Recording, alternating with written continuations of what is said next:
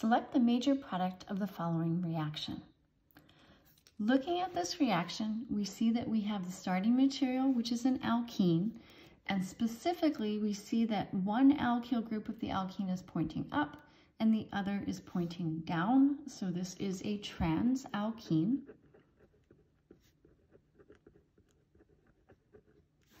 What we are reacting it with is MCPBA, which stands for metachloroperoxybenzoic acid. So this has the general format of a peroxy acid. And what a peroxy acid does with an alkene is it forms an epoxide. So an alkene plus a peroxy acid gives us an epoxide.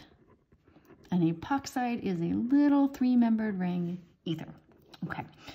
We don't need to be familiar with the mechanism of this reaction, except to know that it happens all in one step. It is concerted.